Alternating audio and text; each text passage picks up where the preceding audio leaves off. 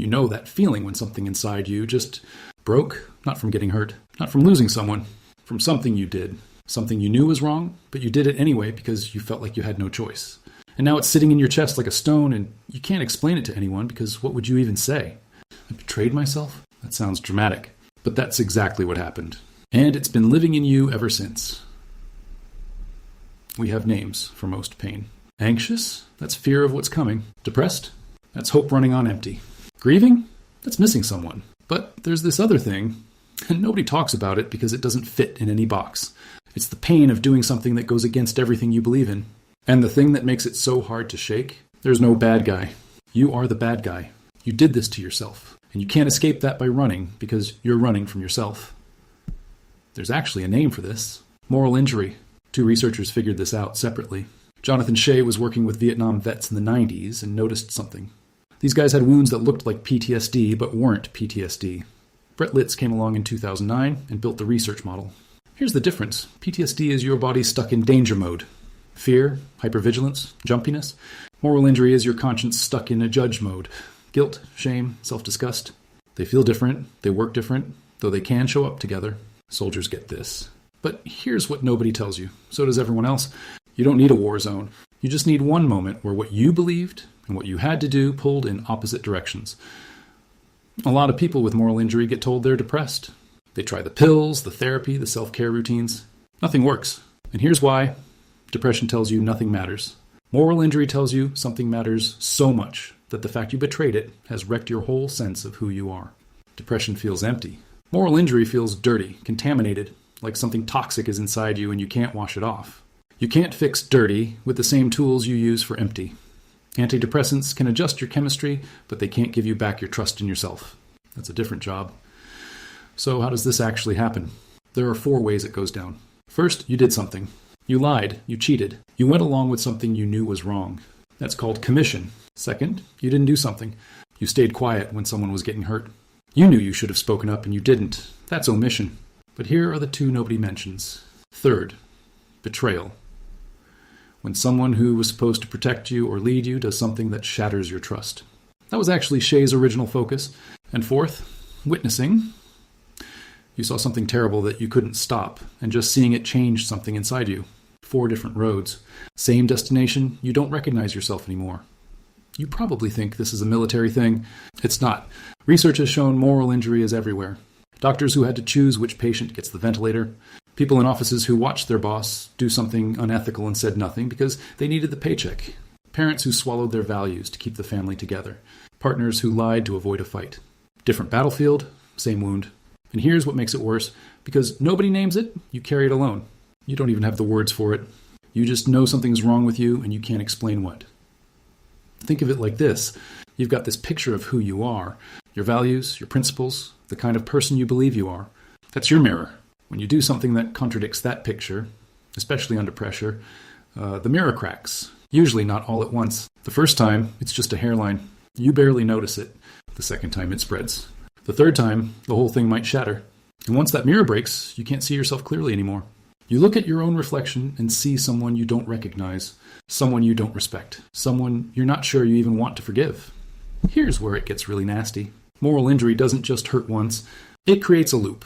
You betrayed your values, so you feel guilty. The guilt makes you feel unworthy, so you pull away from people. The isolation makes the guilt worse, so you start self-sabotaging, blowing deadlines, ghosting friends, drinking too much, starting fights. And then the self-sabotage becomes proof that you're a bad person, which digs the wound even deeper. It's a closed circuit. It powers itself. You don't need anyone to judge you because you've already taken the judge's seat, and you've given yourself a life sentence.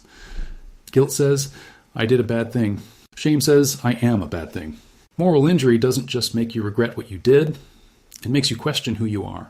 Like, fundamentally. People with moral injury say stuff like, I don't even know who I am anymore, or I thought I was a good person, guess I was wrong. That's not being dramatic. That's literally what it feels like. Betraying your values doesn't just hurt, it rewrites your story. One day you're the main character, the next you're the villain, you can't even figure out when the script flipped. People will tell you to let it go. Forgive yourself. Move on. Sounds great. Doesn't work? Here's why. Your moral code isn't just a list of preferences. It's the operating system your whole identity runs on. When you violate it, you're not breaking a rule. You're crashing the system. Telling someone with moral injury to just move on is like telling someone whose computer crashed to just keep typing. The screen's frozen. The keyboard doesn't work. You need to rebuild the system before you can do anything. And that's a completely different process than just deciding to feel better. Here's the part nobody talks about, and it's the part that makes this wound so brutal. When you betrayed your values, you probably didn't have a real choice. You were under pressure, scared, exhausted, trapped between two terrible options. You picked the one that hurt less on the outside, even though it destroyed you on the inside. That's not weakness. That's just what humans do when survival and integrity crash into each other. The tragedy isn't that you failed to be a hero.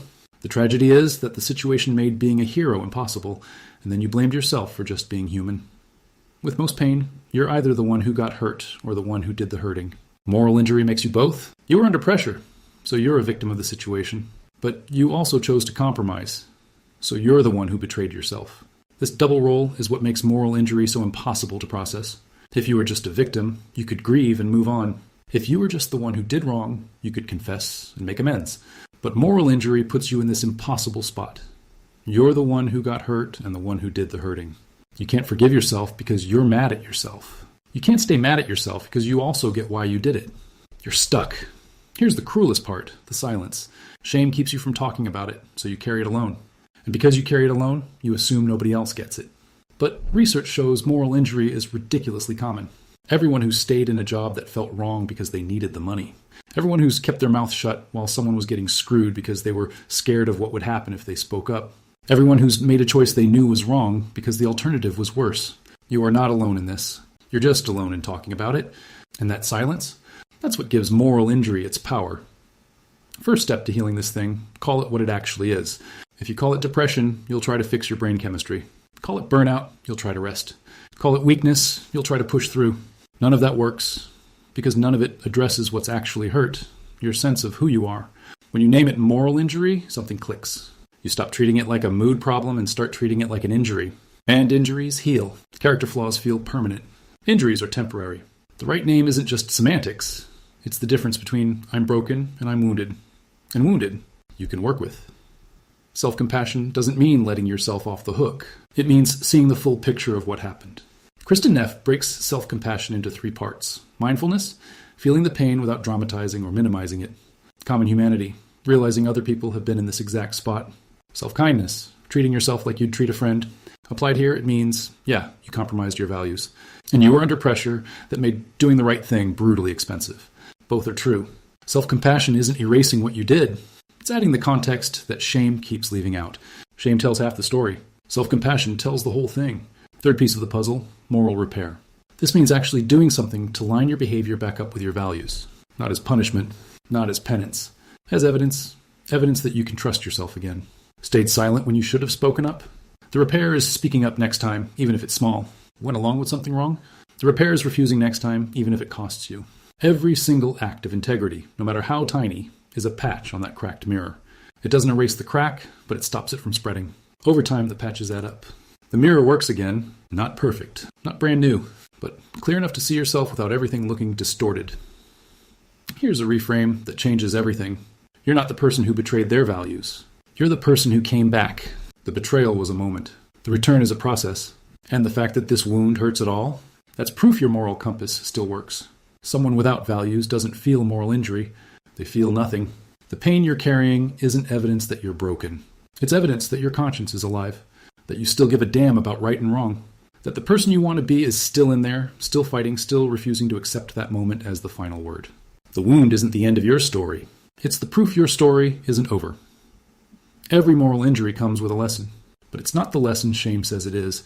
Shame says you're a bad person. The real lesson is, here's where your values actually live. Here's how much they matter to you. Here's what it costs when you betray them. That knowledge isn't a curse, it's a map. People who've never had their values tested don't really know what they're made of. People who've been through moral injury and made it to the other side, they know exactly what they stand for, because they've felt what it costs to stand for nothing. The wound teaches you the weight of your own principles. And once you understand that weight, it becomes the foundation for every choice you make from here on. Moral injury convinces you that your worst moment is who you are. It's not. You're the sum of every choice you've ever made, not just the one you want to take back. One bad call doesn't erase a lifetime of doing the right thing, just like one brave moment doesn't erase a lifetime of playing it safe. You're not your worst moment any more than you're your best one. You're the pattern. And the fact that you're here right now, feeling the weight of what happened, trying to understand it, trying to fix it, that's part of the pattern too. That's the part where the line starts bending back toward who you actually want to be. You can't undo what you did. Can't rewrite that moment when you chose survival over doing the right thing. But you can decide what happens next. That's the question moral injury leaves you with, and honestly, it's the only question that matters. Not why did I fail, but what am I going to do now? The crack in the mirror is real. The shame is real. The doubt is real. But so is the part of you that's watching this right now and going, that's me? That part? That's your moral compass, and it's still working. It's telling you this wound needs attention, not denial, not punishment, attention. So the question isn't whether you're a good person. The question is, what are you going to do next time your values and your survival point in opposite directions? Because there will be a next time. And this time, you'll know what's at stake.